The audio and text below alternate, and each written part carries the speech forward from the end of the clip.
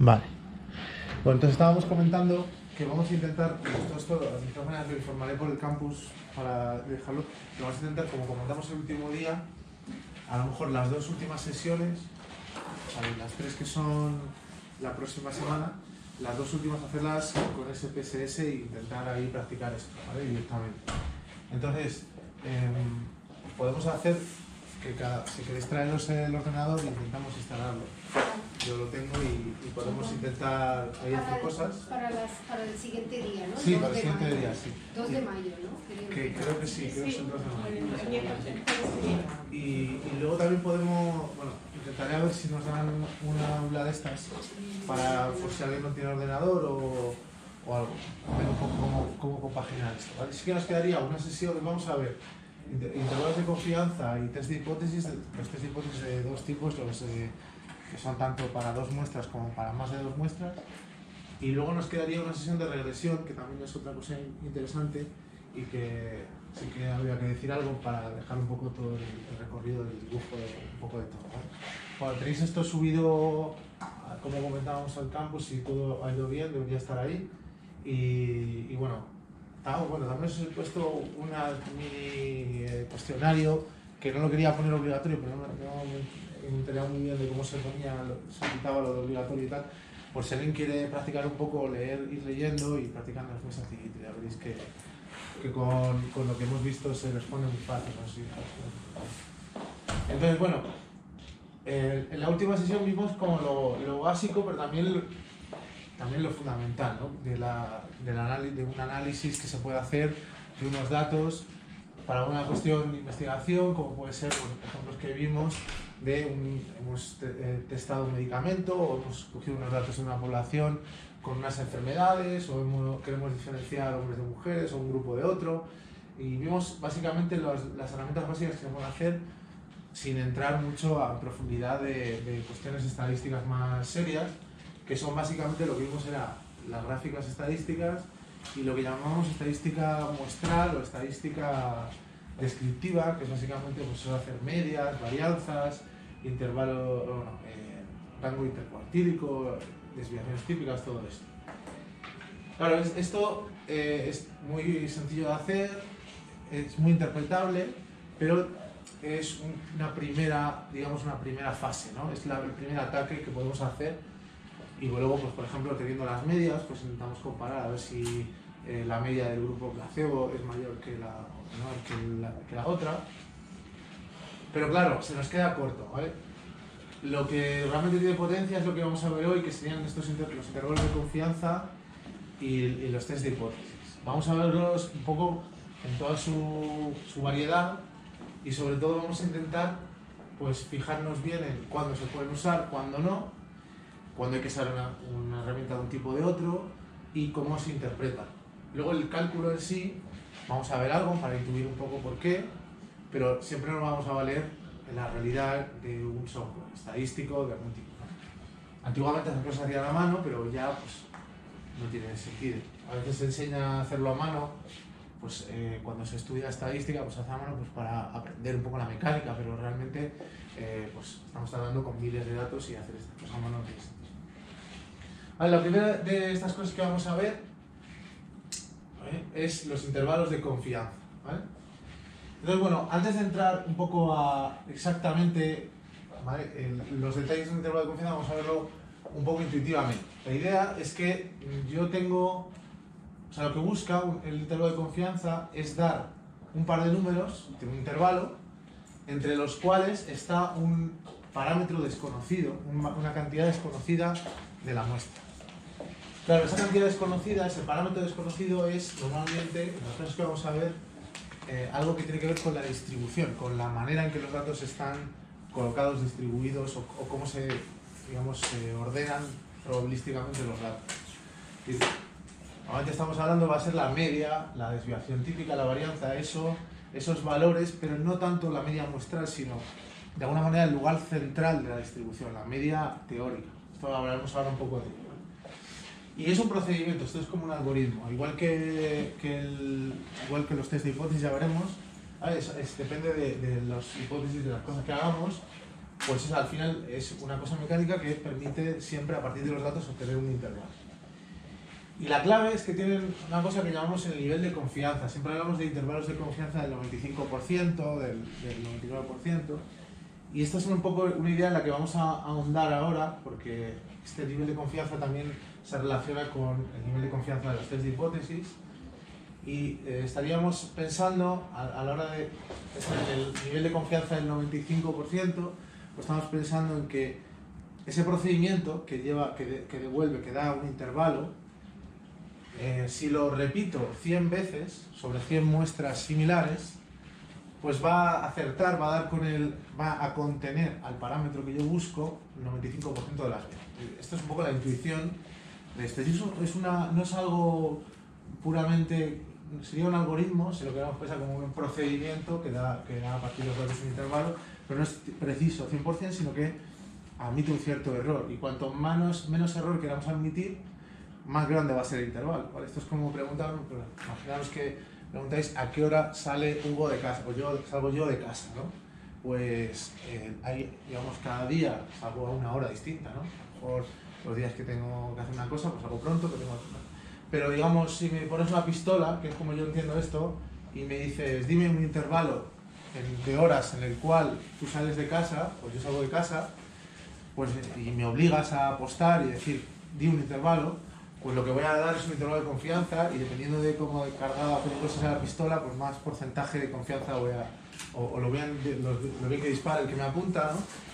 Porque más miedo tendré, más voy a ampliar, voy a decir, no, Hugo sale de casa entre las 2 de la mañana y las 12 de la noche, ¿no? Pero si ya reduzco ese intervalo y quiero ser un poco más preciso, aun a miedo de equivocarme, quiero cerrar un poco ese intervalo de la hora a la que salgo, aun a miedo de fallar un poco más, pues diré a lo mejor entre las 7 de la mañana y las 12 de la noche. Esto es un ejemplo muy tonto, pero lo que estamos intentando acertar ahí es esa hora a la que salgo de casa, que en realidad es una cosa aleatoria, porque depende de muchos factores, y que en realidad lo que estoy intentando acertar es esa hora promedio, esa hora ideal, perfecta, centrada, más o menos en la distribución de los días que yo salgo de casa.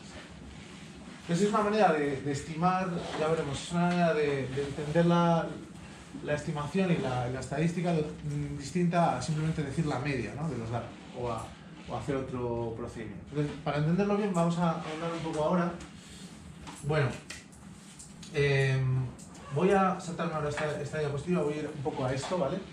Y esto es algo que ya hemos visto. Cuando nosotros siempre pensamos en esto, son las distribuciones. Hemos hablado un poco de la distribución normal, es la única distribución que hemos asignado el nombre, pero en realidad hay muchas distribuciones, ¿no?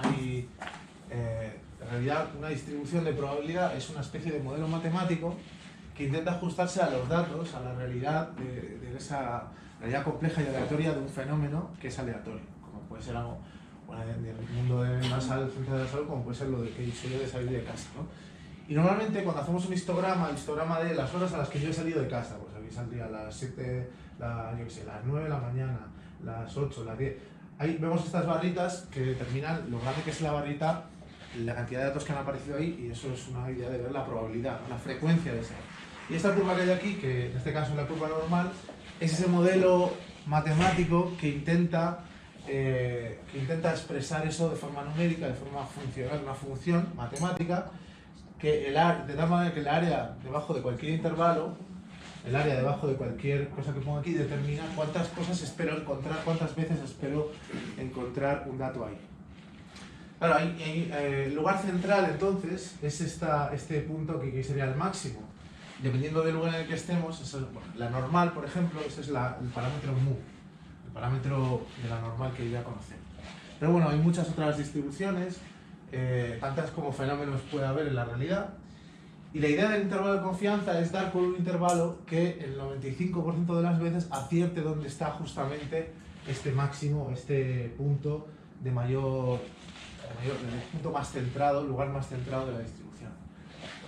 Hay que hacer siempre este dibujo, ¿vale?, que es una simulación real de 20 muestras de la distribución normal centradas en este valor, mu, ¿vale?, esta curvita de aquí, con la misma desviación típica, y en lo que viene en azul es un intervalo de confianza del 95% de ese parámetro mu.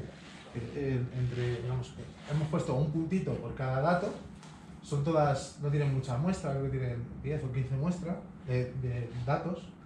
¿Vale? Entonces, si os fijáis, esto de aquí, bueno, lo hemos calculado viendo algo que todavía no hemos visto, pero para que entendáis un poco, da ese intervalo que diríamos intenta jugarse el 95% de las veces que el valor central de la distribución va a estar ahí.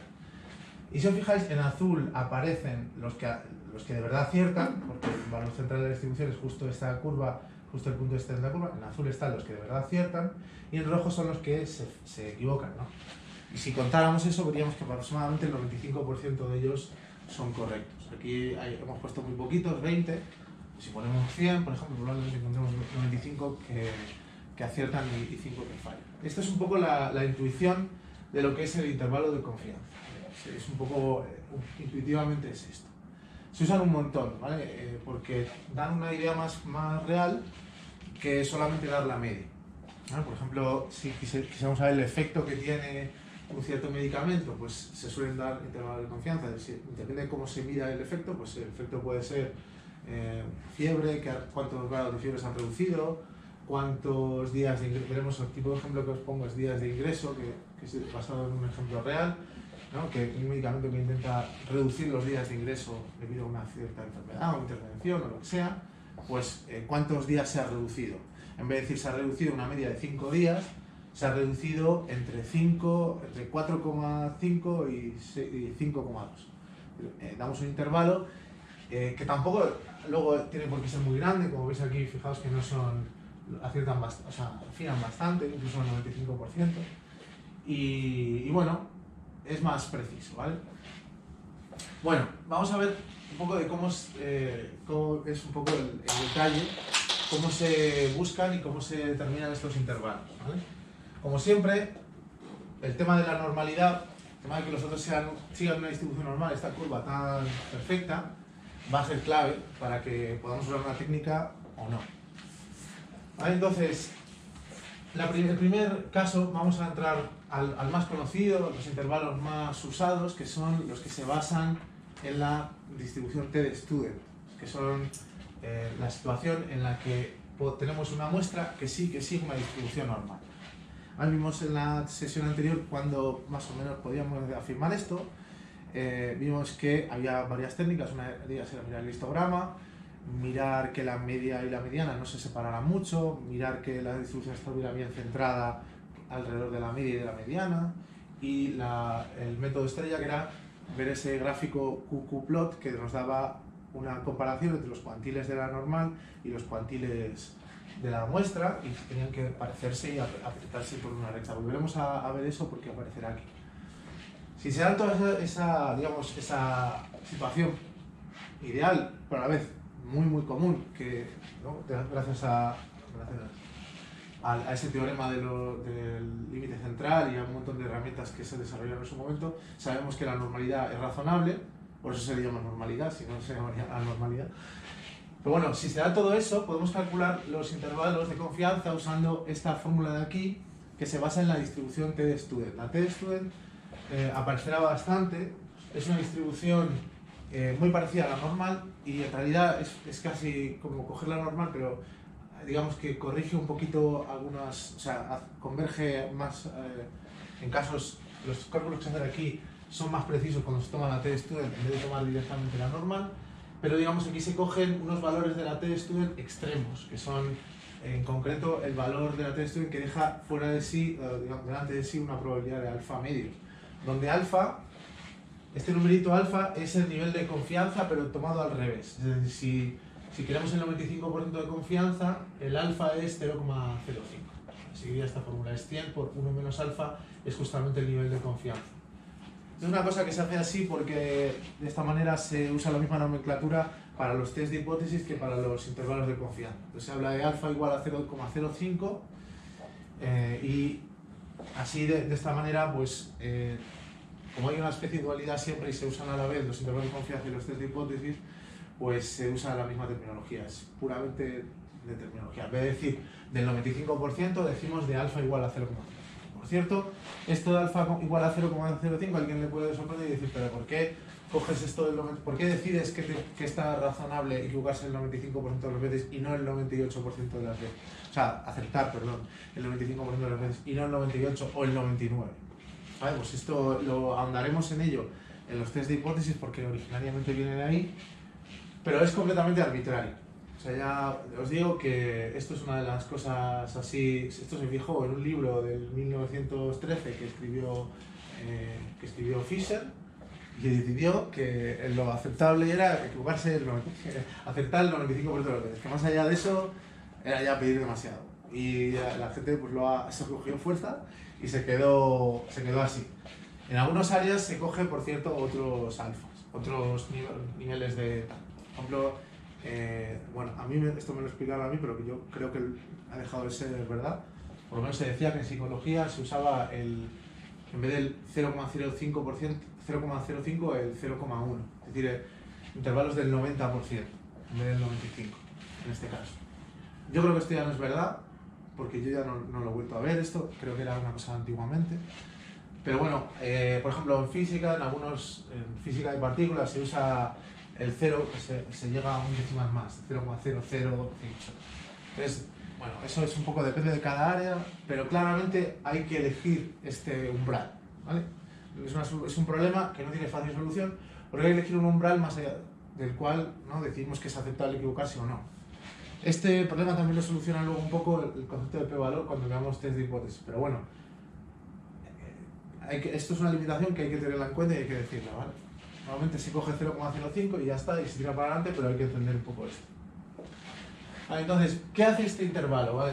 Intuitivamente, sin entrar, porque tendríamos que entrar un poco para entender esto, por qué esto es un intervalo de confianza del 95%, habría que hablar de teoría un poco estadística más profunda, pero intuitivamente está centrado alrededor de la media, del valor medio X, que obtenemos a partir de la muestra, y nosotros tenemos unos datos, les hacemos la media, esos datos tienen o sea, son n datos los que tenemos, entonces multiplicaríamos por la desviación típica a ese número, digamos, extremo de la t y dividiríamos entre la raíz de x.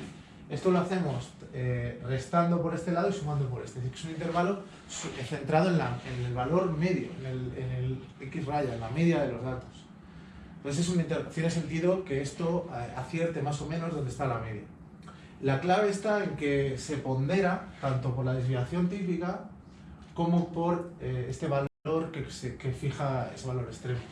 A mayor desviación típica, fijaros, más se ampliará el intervalo porque se hará este número más grande y este número más grande y se ampliará. Y también le afecta también proporcionalmente al revés también el número de datos.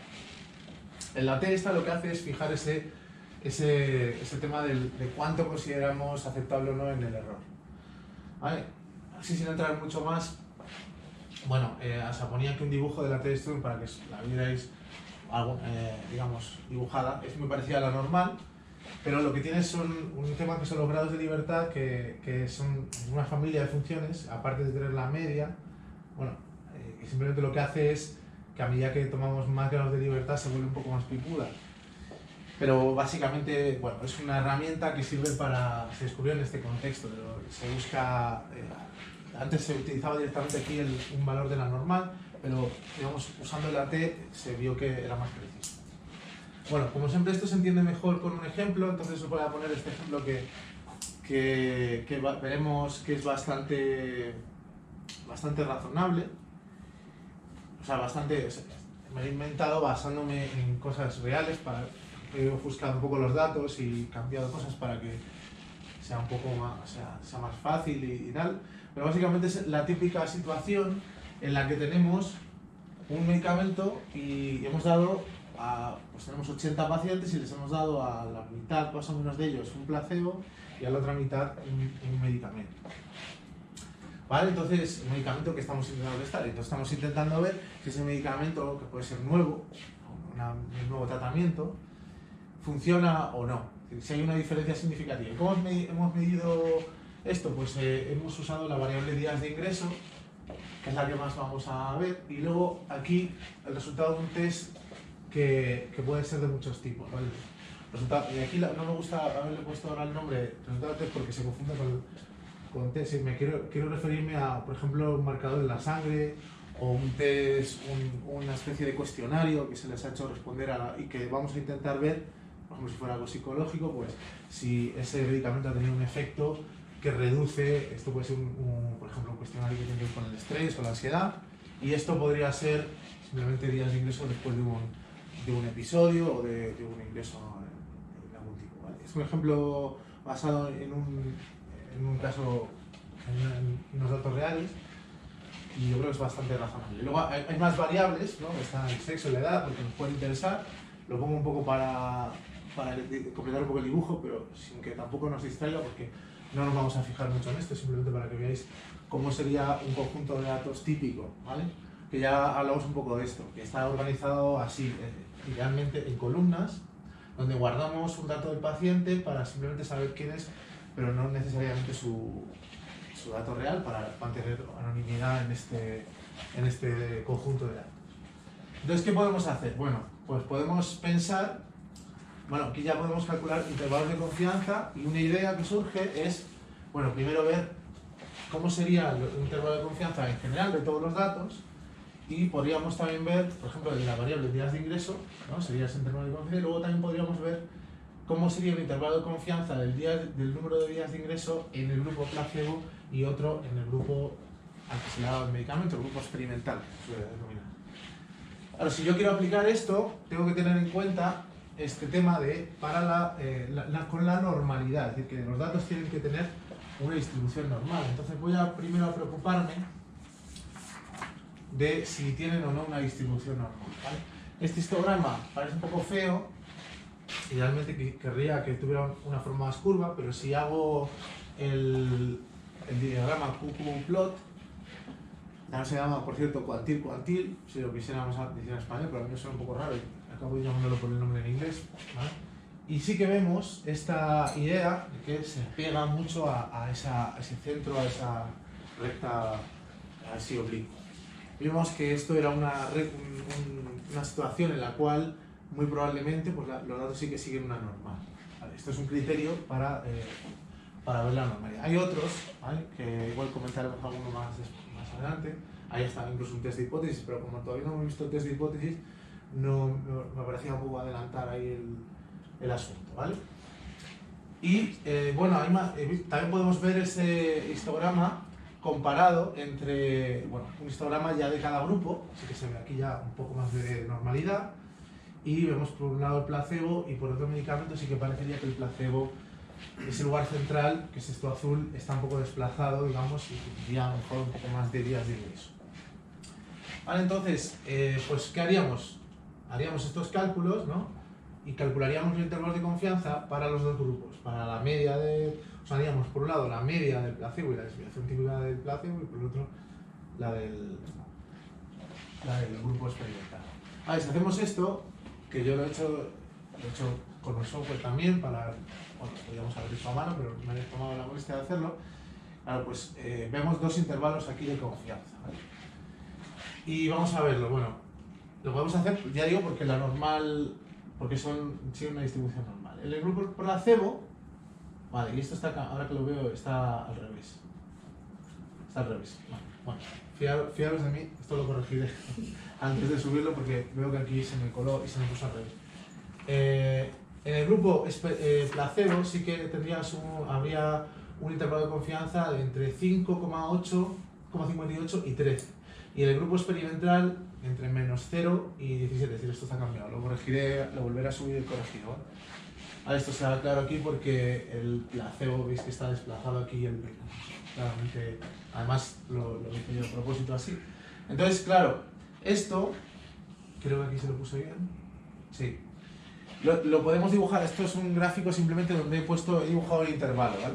He puesto el intervalo, he puesto aquí un eje X con los números que correspondan, y he puesto simplemente, en vez de por tener una visión, en vez de poner el intervalo como un paréntesis, un número, como otro paréntesis, pues dibujo el inicio del intervalo y el final del intervalo, y como veis, sí que se ve que el placebo tiene más días de ingreso, ¿no? O sea, aquí estaría el lugar central, el número de días de ingreso estaría contenido más o menos, el lugar central de días de ingreso en experimental estaría aquí contenido, y en el otro estaría bastante más adelante. Así que probablemente el valor promedio de días sí que difiere y ha reducido ese medicamento, ha reducido el número de días de ingreso. Fijaos una cosa curiosa también, que sale un número negativo, ¿vale? Aquí no se ve aquí, pero sale un número, sale menos 0,0 no sé cuánto, ¿vale? Eso podría ser raro, pero decir, ¿cómo va a estar menos 0, no sé cuántos días ingresado? Bueno, pues esto al final es lo que tiene, ¿no? Que estamos viendo un intervalo y el intervalo incluye valores que pueden no tener sentido. Eso no es preocupante, mientras en general sí que tenga sentido lo que estamos haciendo. Y claro, alguien podría decir, bueno, pero esto es evidencia suficiente como para afirmar que el medicamento ha funcionado. Bueno, pues aquí dependerá un poco de la interpretación que hagamos. Yo diría que puede ser que sí, que hay evidencia a favor de que este medicamento puede haber funcionado. Ahí está uno de los problemas de los intervalos de confianza, ¿no? Que no nos dan un veredicto así claro, como sí que nos pueden dar aparentemente los test de hipótesis. Test de hipótesis que dice, ¿es más la media de este muestra mayor que este? Sí. Sí, con un p-valor de no sé cuánto y con unas evidencias de que está ahí aquí, ¿no? Entonces, el test de hipótesis sí que responde más y por eso se suele usar, ¿vale? Pero cada vez se aboga más por esto porque esto es más honesto. Los test de hipótesis se pueden no trucar, pero se pueden comunicar de unas maneras que dan lugar un poco a veces a error. Y esto, la verdad, está ahí sobre la mesa. Este es el intervalo, interprétalo como tú quieras, ¿no? Bueno, ahora, hay un problema, que es que no siempre las cosas siguen una distribución normal, ¿vale? Entonces, cuando no siguen una distribución normal, vienen aquí, como siempre, tenemos que hacer un trabajo mayor porque hay que buscar otras herramientas. Y la estadística aquí pues nos provee también de herramientas, claro, cada vez más complejas, teóricamente más complejas, ¿vale? Y esto es una de ellas que se usa mucho para resolver el problema de la normalidad en intervalos de confianza. Claro, si yo, todo esto de la t-student a un lado y a otro, se basa en que los datos tienen una distribución conocida. Si esa distribución es desconocida, hay que hacer algún truco, ¿vale? Y el truco que se usa habitualmente se llama bootstrap, que en inglés significa, bueno, es una especie de expresión. Bootstrap es como la lengüeta de la bota, ¿no? Y se usa una expresión en inglés que es como tirar de uno mismo agarrándose de las botas, ¿no? Como si fuera levitando en el aire, ¿no? O sea, pull yourself by the bootstrap, ¿no? Y es como, arréglatelas, haz lo que puedas, invéntate. Si no puedes saltar ese lago, pues te agarras de las botas, te levantas y te vas levitando. Bueno, pues esto es una metáfora, pero la idea es que el método de Bootstrap lo que busca es crear una especie de muestras artificiales, pero extraídas, elaboradas de tal manera que mantienen las propiedades estadísticas relevantes de la muestra original. ¿Vale? Esto es una cosa fina, pero la idea es que lo que se hace es, ahora os pondré un dibujo, se toma la muestra original y se van extrayendo, como si metiéramos la muestra original, la metiéramos en una especie de bola de los ciegos, ¿no? Como de estas del sorteo de los ciegos, ¿no? Y fuéramos sacando bolitas de ahí, pero cada vez que sacamos una, la apuntamos y volvemos a meter otra vez la bola dentro. Esto lo hacemos n veces y tenemos n muestras distintas de misma longitud. Y trabajamos con esa nueva muestra. Esto, contra lo que pueda parecer, funciona. O sea, contra lo que parece que es una inventada, pero funciona muy bien. O sea, parece como que les estoy contando aquí un truco de magia estadístico, magia negra, pero funciona porque, bueno, hay maneras de convencerse que funciona. Una de ellas es que el tema del reemplazamiento que se dice en estadística, que vuelves a meterlo en la bola, hace que más o menos la media de cada una de las muestritas que aparecen aproxima la media original, y el aumento en la muestra que hemos extraído, ese no reemplazamiento y estación aleatoria, hace que acabe teniendo una distribución normal. Bueno, vamos a ver primero o lo parecemos a la distribución normal. Vamos a dar un poco de dibujo de este tema. No sé si esto se entenderá aquí al 100%, pero voy a intentar explicarlo lo mejor posible. Claro, bueno, aquí hay un paso extra que se hace, que es, se asume que la realidad, que soy una población, ¿no? Y que yo la muestra, esta sería todos los enfermos de diabetes del mundo. Evidentemente, si tuviera un censo con todos los enfermos de diabetes del mundo acabaríamos, no hacía falta hacer estadística, ¿no? Debería hacerle la media a eso, o ya estaría, ¿no? O sea, bueno, yo no tengo eso, yo tengo a los N que he conseguido, ¿no? Que he conseguido que me respondan a una encuesta o que participen en un estudio. Claro, esto es sobre lo que trabajo, ¿no? Yo ya sé que más o menos esto sea representativo de la población. Vale, pero trabajando sobre esto, por eso está que no me sale una distribución normal y no puedo hacer un intervalo de confianza, y esto sirve para más cosas aparte de los intervalos de confianza. Entonces, ¿qué puedo hacer? Pues voy montándome estas muestras, que si le seguís la pista, se están extrayendo bolitas de estas de aquí, de tal manera que, por ejemplo, las azules pues me salen más de una vez, porque, por ejemplo, me sacaría una, pues esa está azul, vale, apunto, azul, la vuelvo a meter, revuelvo, saco otra, vuelvo a salir otra azul. Así, por ejemplo, aquí salen 1, 2, 3, 4, 5, 6, 7, 8 azules, que aquí hay menos, porque hay repeticiones, ¿no? Pero esa mezcla va a generar una muestra. Lo mismo con la segunda, la tercera, la cuarta, la quinta. Así hasta un cierto número, n sub b, hago esto n veces. Claro, de esta primera muestra extraigo la media de lo que me ha salido aquí, ¿vale? La segunda extraigo la media, tercera extraigo la media, la cuarta me salen unas medias y trabajo con esas medias. Y después uso esas medias como los nuevos datos. Estas medias son lo que luego uso para extraer, como si fuera un nuevo conjunto de datos, y como lo he hecho tantas veces como quiera, puedo sacar tantos como quiera, y más o menos esto estará en el lugar central de la muestra. Cada cosa de estas estará aproximadamente en el lugar central, y trabajar con todo ello me permite pues, fabricarme una nueva muestra que, al buscarle su lugar central, también va a estar en el lugar central, en términos de la media. Vale, esto se ve aquí con un dibujo. Bueno, voy a verlo luego con un ejemplo, pero básicamente, bueno, esto luego, por supuesto, lo hace el software estadístico muy bien, pues si no, esto sería una diada, estar aquí haciendo abstracción y metiendo una bola. Pero la idea es que, como esto puedo hacer tantas veces como quiera, el histograma de esto acaba, o sea, siendo una muestra tan grande que, por el teorema este que os comento del límite central, tiende a tener una distribución normal. Y entonces ya sí que puedo hacer un intervalo de confianza de esto. Antes no podía, porque esto no sigue una distribución normal, pero esto, que mantiene sus propiedades, es un poco, aunque a través del método artificial, sí que le puedo hacer un intervalo de confianza, y el intervalo de confianza de esto es con lo que me voy a quedar. ¿Sí? ¿Bien? ¿Estabas preguntando? Perdón, que se quede levantado. Sí. ¿Y las muestras se pueden repetir una y otra vez? O sea, no porque o sea, en una primera... la primera vez que sacas una muestra no se elimina. No, se vuelve a meter otra vez. Siguiente... Vuelve a salir. Claro, por ejemplo, en la bolita negra esta. Está aquí, está aquí, está aquí, está aquí. Sale un montón de veces. Solo hay una, ¿ves? Pero sale un montón de veces. Pues tú la vuelves a meter dentro y puede volver a salir. Esto solo es distribución no normal, ¿no? Eso es para cuando la distribución no es normal, claro. Sí, luego no me hace falta. ¿Se puede utilizar para cualquier tipo de muestra, cualquier número de muestra que tengamos? Claro, hay límite. Claro, si tienes 4 datos o 5. ¿Eso qué? Si tienes 4 o 5 datos, no, 8, 9, 10, eso, ahí hay que leer, ahí hay buscar, o sea, se puede buscar exactamente, hay discusión ahí sobre cuál es el mínimo en el que se puede hacer bootstrap.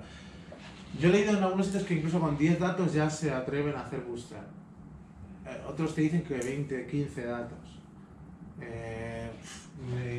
Habría que estudiarlo en cada caso, pero también arregla el problema de las muestras pequeñas. O sea, las muestras pequeñas a veces tienen este problema, claro, no sigue la distribución normal, y a veces con bootstrap se puede solucionar.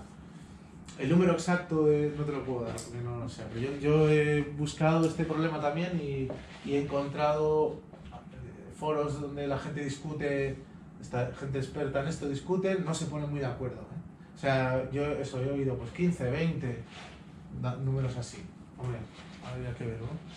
La cosa es que, bueno, ahora veremos, se puede ver también cuando funciona. Bueno, esto es un poco el proceso, ¿vale? Es un poco extraño, pero bueno, vamos a verlo con un ejemplo, ¿vale? Que se ve claramente. Un ejemplo de la otra variable que yo tenía era ese resultado de un cuestionario, y si cojo y le hago un histograma, veo este histograma tan feo. Veo que tan feo en el sentido de que no sigue una normal muy claramente, ¿no? O sea, es muy probable una nota muy baja o un resultado muy bajo en ese cuestionario, y luego esa probabilidad se va como disipando, se va haciendo cada vez más pequeña. claro, cuando le hacemos comparamos esto con la distribución normal, que es lo que hace este dato, pues sale una cosa dispar completamente, ¿no? No se parece nada, tienen que apretarse aquí los datos y van cada uno por su lado. Claramente esto no sigue una distribución normal. Entonces aquí diría, pues, pero necesito un intervalo de confianza, necesito dos intervalos de confianza para ver si conforme a este cuestionario pues ha afectado positiva o negativamente el medicamento. Entonces aquí se puede hacer un método bootstrap para, yo lo he hecho con 40 submuestras, o sea 40 veces este proceso, y extraídas con reemplazamiento. Y fijaos que si yo dibujo aquí los resultados, las medias de cada submuestra, esa sería mi nueva muestra. Y esa nueva muestra, si le hago un histograma, ya sí que se ve que tiene una distribución normal. Ya sí que se ve muy claramente que esa nueva muestra artificial sigue, lo que dice la teoría es que el lugar central de esta nueva muestra va a coincidir con el lugar central de la que yo tenía. Y un intervalo de confianza del 95% de esto va a coincidir con el intervalo de confianza que yo tendría en esa muestra que no puedo atacar porque no sigue la distribución normal. Entonces si hago esto, vaya otra vez aquí, bueno, aquí está otra vez girado, ¿vale? Pero básicamente me salen dos intervalos de confianza, aquí los he dibujado, del grupo placebo del 6 al 19 y en el grupo experimental del 2 al 15, ¿vale? Sería esta la situación, ¿vale? El experimental sí que se ve un valor de ese cuestionario más bajo, podría ser un cuestionario de ansiedad, a lo mejor pues eso podría significar que tienen menos ansiedad, y en el placebo unos valores más grandes. Me valido de ese método para hacer esto. Esto es muy interesante porque nos salva este problema, ¿vale? Entonces es importante tenerlo en la cabeza este método. Cuando tengamos esta problemática, pues intentamos hacer esto. Si tenemos muestras muy bajas, podemos hablar también de qué se puede hacer. A veces, en esos casos, yo recomendaría no tirar tan alto, no buscar o sea, no usar tanto ni intervalos de confianza ni test de hipótesis para muestras de 8 datos o 10 datos. Mejor quedarse entonces con lo que ya hemos visto: medias, desviaciones típicas y gráficos.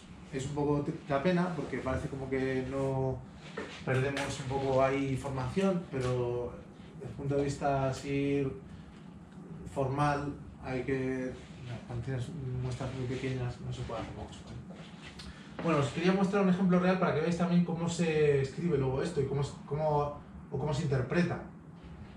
Bueno, y cómo luego antes de entrar aquí, cómo se suele poner esto, porque esto también da lugar y cómo se interpreta cuando uno lo ve en un artículo, ¿vale? Al final esto se usa en los artículos. Esta es la típica tabla donde lo que suele aparecer son intervalos de confianza. Lo que pasa que muchas veces no lo dicen tan claramente, pero son intervalos de confianza, ¿vale? Este es creo que lo puse aquí en la fuente, es de un artículo que es el efecto de suplemento de glutamina en daño muscular en jugadores de baloncesto, ¿vale? Pues es el típico ensayo clínico donde no es un ensayo clínico, es un estudio, que no se está testando nada, se está testando el efecto de un suplemento. Entonces se miden en esos deportistas una serie de parámetros, ¿no? Y aquí está también la creatinina, bueno, un montón de cosas. Y hay tres grupos en este caso: A, B, G y P. Baseline, la glutamina, que son los que se le da glutamina. Esto no se les ha dado nada, a esto se les da glutamina y esto se les ha dado, entiendo que un placebo, ¿no? Aquí no dos, sino tres grupos. Entonces nos están dando los intervalos. ¿Y cómo nos los dan? Nos los dan como la media más o menos un cierto número. A mí este método, bueno, yo porque tengo también aquí la neurosis del intervalo clásico, me gusta lo de un número, coma, otro número, pero esta es la manera típica, ¿vale? Poner un más menos. Antiguamente también no se usaba esto, bueno, mucha gente, y esto se ve mucho también en ciencias de la salud, hay gente que ni siquiera no usa intervalos de confianza, sino que ponen más menos desviación típica. A mí eso me resulta, me vuelve loco, o sea, no me termina de cuadrar porque eso no es un intervalo de confianza y ese más menos no comunica lo que es, ¿no? Yo entiendo que se debe, o sea, está bien ponerla, hacer, digamos, en una tabla poner las medias y desviaciones típicas, pero si pones lo de más menos, pues pon un intervalo de confianza, no pongas más menos desviación típica. Lo que pasa que cuando haces más menos desviación típica sale algo parecido a un intervalo de confianza y que a veces tienen propiedades parecidas, pero no es exactamente eso, ¿vale? Y en este caso entonces no es la desviación típica, por ejemplo. No, aquí lo que sale es un intervalo de confianza del 95%. Y lo sabemos por lo que pone abajo, ¿no? Lo sabemos porque esto me lo he saltado, aquí. Dice, en el intervalo, y esto tampoco me gusta, o sea, esto es verdad que podía decirlo abajo, estaría mejor si lo dijera abajo, pero no, y eso ofusca. En el apartado de análisis estadístico que está al principio del artículo pone se llevó a cabo un análisis estadístico mediante R y tal, con los datos fueron expresados como 95%, intervalos del 95% de la media, ¿vale? Y bueno, que pone aquí que se creó la distribución normal con un test que no hemos visto, pero bueno, ya hablaremos de esto.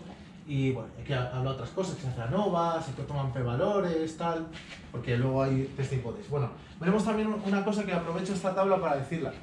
Es este asterisco de aquí, ¿vale? Esto de poner un asterisco suele ser, y esto por aquí lo dice, mira, pone significant difference p menor que 0,05. Esto lo veremos ahora en la siguiente sesión. Es la manera típica de poner cuando hay diferencias significativas entre los grupos. Y lo que se está diciendo aquí es que para AST, que no sé lo que es, ¿sabéis lo que es AST? Sí, enzimas hepáticas, las dos, vale. El GOT y el GPT, que son ACT y AMT, son las enzimas Vale. hepáticas. Vale. Hago eso, o sea, entonces, para esta cuestión hay diferencias significativas entre el grupo al que se dio glutamina y estos dos, ¿vale? Es decir, que este, bueno, y se ve, ¿no? Bueno, este tiene 33, no sé cuánto, o 13, o sea, 30, perdón, este tiene 33 y este 33. Es decir, que este tiene un nivel más bajo y sí que se ve, bueno, el intervalo se solapan un poquito porque este es 33 más o menos 4, no sé cuánto, este es 30 con más o menos 5, se solapan un poquito, pero hay un test de hipótesis que veremos que es la ANOVA, que sí que dice, afirma, bueno, te la puedes jugar a que más o menos hay diferencias significativas, que puedes jugártela, ¿no? Con la metáfora de la pistola, que es la que, ¿no? Si dices, ¿hay o no hay? Si fallas te pego un tiro, pues apuesta a que hay, ¿no? Tienes ese índice, ¿sí? Perdona, entonces nos tiene que decir que esto es un intervalo de confianza, porque normalmente cuando tú lees un paper, esto es media más menos desviación. Sí. Esto lo tienen que especificar. decir, sí, se debe decir aquí en el statistical, en el apartadito de methods, statistical analysis, se debe Y se poner. expresa igual, así. Yo diría que la manera correcta, o sea, que lo correcto es que si pones esto debe ser un intervalo de confianza. Si pones más o menos, yo no sé cuándo empezó a hacerse eso, pero a mí me parece un error, porque se confunde. O sea, lo que pasa es que cuando pones más o menos desviación típica se parece mucho a esto. Si fijan, la fórmula media más o menos desviación típica es parecida en resultado a esto de aquí. Media, aquí está la desviación típica, ¿lo ves? Entonces, este número t partido raíz de n es como 1, creo que es 1, algo. O sea, se acaba siendo 1, algo. Es decir, que este intervalo es un poquito más grande que media más menos desviación típica. El intervalo que sale de esto es un pelín más grande que media más menos desviación típica. Es como, creo que es como una unidad, una factor de S más grande. En realidad, media más menos desviación típica es algo así como sería como un intervalo de confianza del 70 y tantos %, me parece. Lo tendría que mirar, pero se puede expresar como un intervalo de confianza de menor confianza, ¿vale? Entonces, por eso quizá de ahí sale eso de poner más menos, pero lo correcto es no el 70 y tantos %, sino del 95% y expresar las cosas que son un intervalo como un intervalo. Lo de más menos es porque hay un intervalo, ¿no? Una pregunta, Sí. ¿el intervalo de confianza se puede calcular con el SPSS? Sí, claro Porque que sí. como está el Claro. T-Student que se puede calcular y teniendo en cuenta... Sí, todo esto y Bootstrap y todo se puede hacer con SPSS, por supuesto. SPSS se puede hacer todo, porque es un software potente. O sea, todo lo que uno se le ocurra, seguro que se puede. Hay hasta cosas de redes neuronales y cosas súper modernas con SPSS. Bueno, no sé si tengo... y el dibujo que...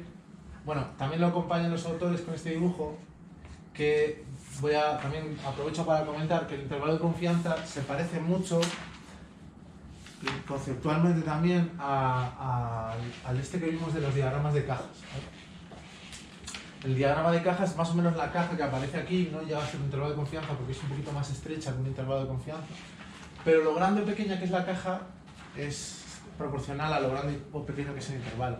Y yo creo que esto es muy bueno acompañar cuando uno habla de intervalos con un grafiquito de estos, porque se ve también todo. Y aquí se ve, por ejemplo, que este grupo también tiene este CK más bajo, que no me acuerdo si el CK está aquí en esta gráfica, no está. Bueno, probablemente había por ahí otra tabla con el CK que me he saltado, que no lo he puesto, pero incluye esta gráfica. Y aquí vemos también el gráfico de violines, que también vimos, que está superpuesto al de las cajas, al de la caja. Perdón. Sí, En este las cajas es la media, sí, no, es la mediana. la de la mediana, las Eh, desviaciones estándar y luego ya todo el rango. No, es la mediana, el cuartil, primer cuartil y tercer cuartil. Y luego esta raya se pone, esta raya se pone el primer dato que aparece antes de, o sea, la rama más larga posible es 1,5, creo que era 1,5 veces, sí, el rango intercuartílico desde el valor de aquí. Es decir, se pone Q3 más 1,5 el rango intercuartílico, pero si no hay ningún dato se acorta. Y luego se pone Q1 aquí, perdón. Y Q3 más 1, veces el rango intercuartílico y si no hay ningún dato se acorta hasta el primer dato. Eso es un poco la lógica, ¿vale? De esto. O sea, esta rayita suele indicar más o menos 1,5 veces el rango intercuartílico a partir del cuartil de abajo o de arriba. Eso es un poco la idea. Y claro, este método no se basa, o sea, por eso es también combinar los dos, porque lo de los cuartiles no se basa en nada de distribuciones, ni intervalos de confianza, ni nada. Es un método distinto. Se basa solamente en las observaciones puramente, ¿no? Entonces también puede estar bien combinarlos porque da una visión así global, ¿vale? Entonces, bueno, eso sería con los intervalos de confianza, ¿vale? Esto es lo típico que se ve en este tipo de tablas de los artículos y que se usa en combinación con los test de hipótesis y luego poniendo estos asteriscos y tal. Por cierto, aquí también vemos este asterisco también que indica que han usado los autores y esto se suele hacer también para decir que hay diferencias significativas entre este grupo y esto conforme a un test de hipótesis. Entonces vamos a hablar un poco de esto de los test de hipótesis, ¿no? Que llevo un rato mencionando. A ver si lo veo. Abrir. No, sí. Venga, solo una vez. Vale. Y aquí voy a entrar en los test de hipótesis, ¿vale? Bueno, este tema es un poco el más aquí, con más chicha aquí, ¿eh? O sea, aquí es donde hay mucho donde resbalar y donde, o sea, hay que tener cuidado con este, que es